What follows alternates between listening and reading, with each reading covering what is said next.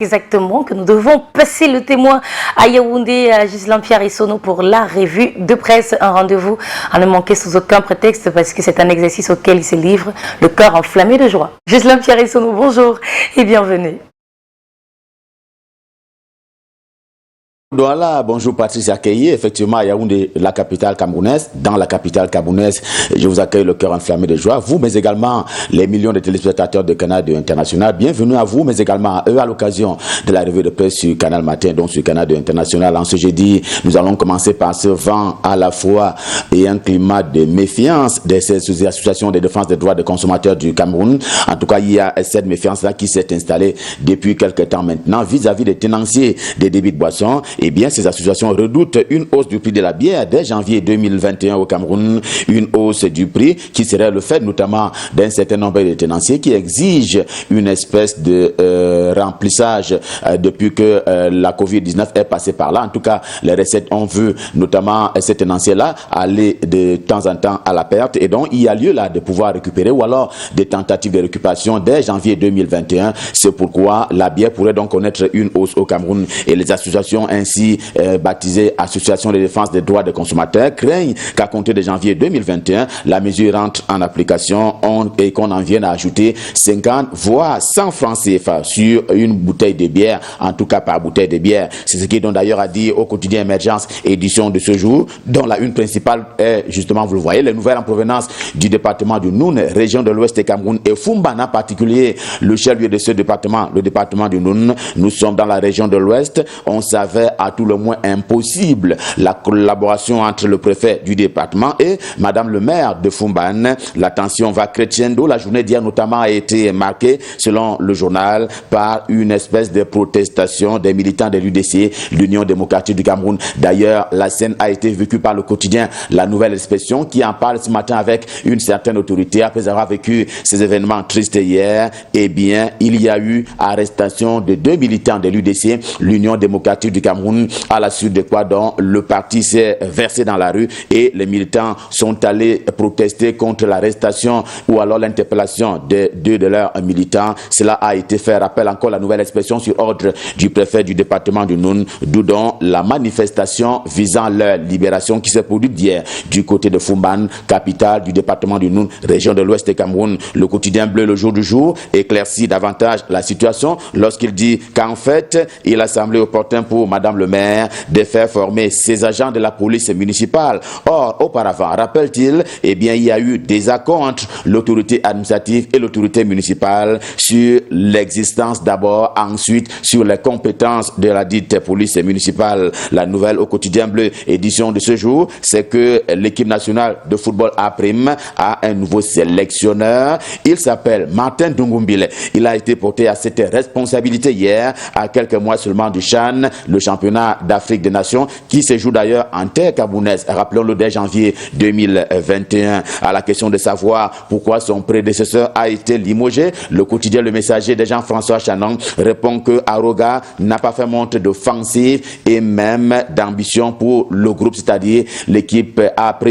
On lui reproche notamment le manque de résultats et même une préparation timide s'agissant de cette compétition qui va se dérouler en terre camerounaise. On l'a indiqué tout à l'heure, dès le mois de janvier 2021. Mais la une principale du quotidien Le Messager, édition de ce jour, s'arrête sur le cas d'Albert Nzongang. La messe semble donc dite pour ces militants du MRC, le mouvement pour la renaissance du Cameroun. C'est l'une des figures de proue d'ailleurs, tête de proue de l'opposition charismatique et emblématique du parti de Maurice Kamto contre le pouvoir de Yaoundé. Les marches du 22 septembre dernier font de lui l'un des plus grands responsables de ce que le pouvoir de Yaoundé considère comme étant tentative d'atteinte aux institutions de la République.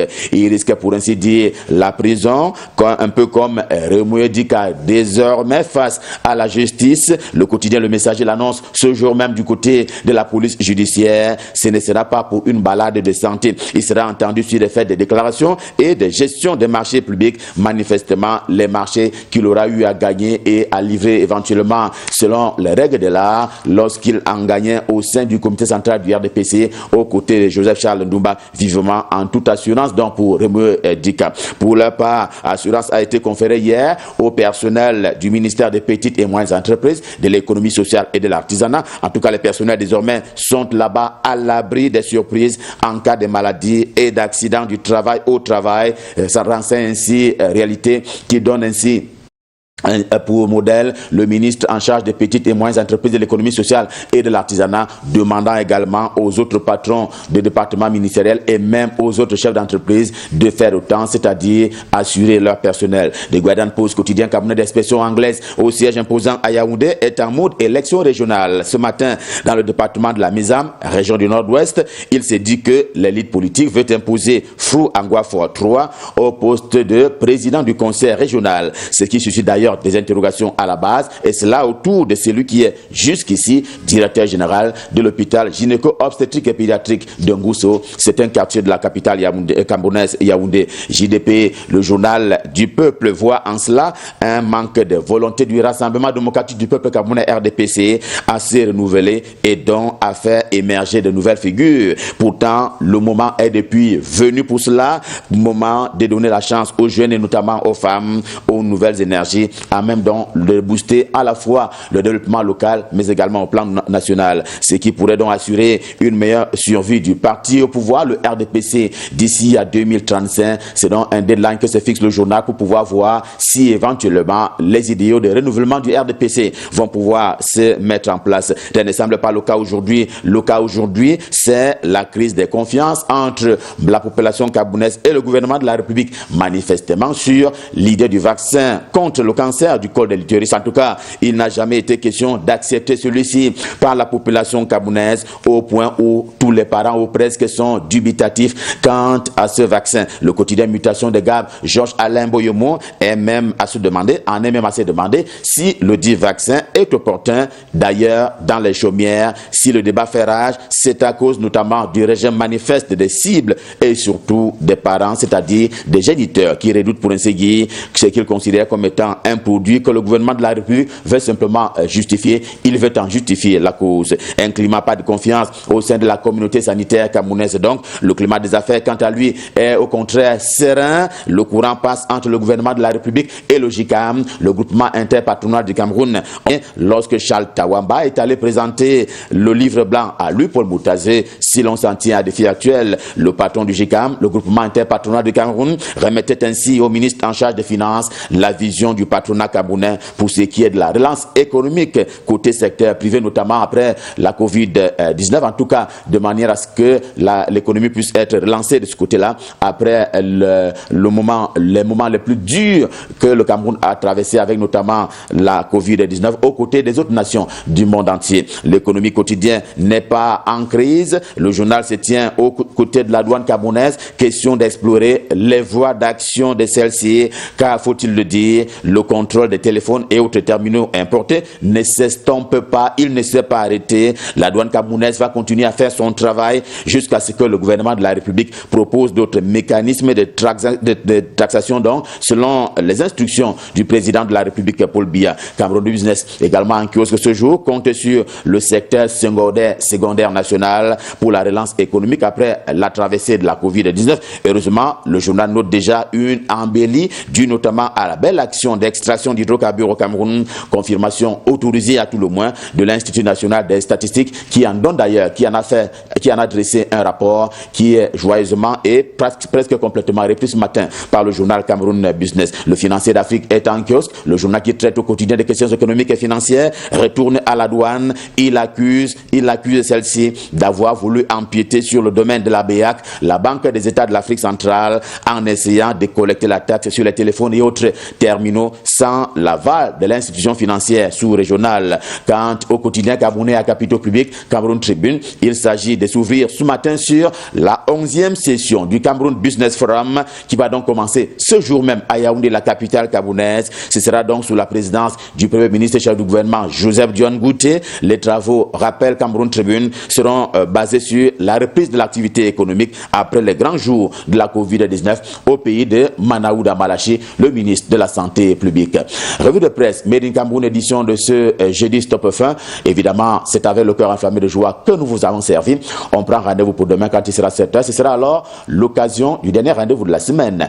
Pour le moment, repartons du côté de Douala pour retrouver Patricia Keyi qui tient la baraque. Question de conduire et donc de reprendre le flambeau pour la suite et la fin de Canal Matin. Je m'en vais donc lui repasser le pouvoir pour cet exercice. Je vous propose de rester en compagnie des programmes de Canal International et donc de Canal Matin. C'est donc à vous, à Douala, Patricia Keyi. C'est à vous et c'est à vous, Douala.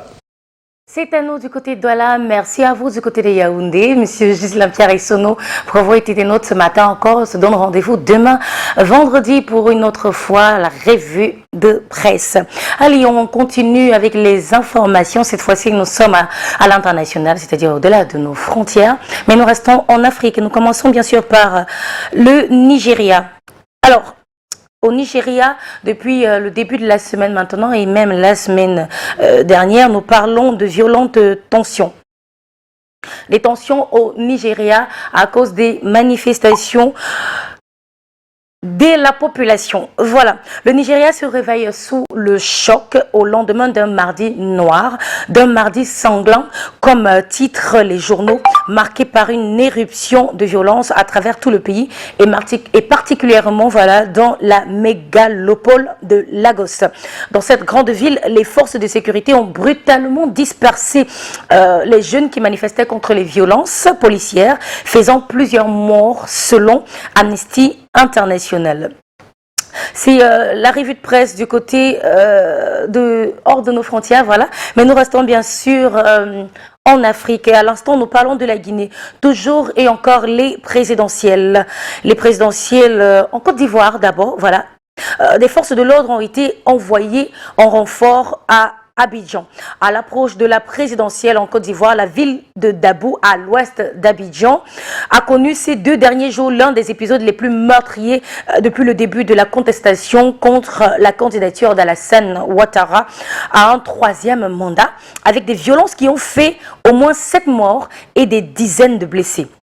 D'importants renforts de gendarmerie sont arrivés ce mercredi à Abidjan pour tenter de rétablir le calme à Dabou, théâtre d'affrontements et de pillages. Des tirs automatiques ont même été entendus. La ville a connu depuis le début de la semaine une inquiétante montée en tension. Voilà, cette fois-ci, nous allons bien évidemment en Guinée, c'est pour parler toujours des présidentielles. Les présidentielles sous un fond de tension également en Guinée, voilà qui commence plutôt à bien faire, on va le dire.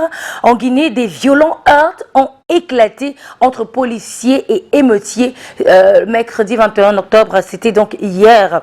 Selon le gouvernement, 9 morts sont à déplorer dans le pays depuis lundi, dont 6 à balles et un policier lynché à mort, ainsi que de nombreux blessés et dégâts matériels. Ce bilan pourrait être plus lourd, selon l'opposant Cellou Dalein Diallo, qui parle, lui, de 16 décès, dont une dizaine ce mercredi. Hier, des dizaines et des dizaines de jeunes sortent des ruelles pour envahir la route, des barricades en feu, jets de pierre, le face-à-face avec les forces de l'ordre qui répondent avec des pierres, des frondes et des gaz lacrymogènes. C'est plutôt tendu pour les présidentielles du côté de la Guinée. Voilà ce à quoi nous allons nous en tenir ce matin pour les informations à l'international en Afrique. On tourne une page depuis et puis on revient.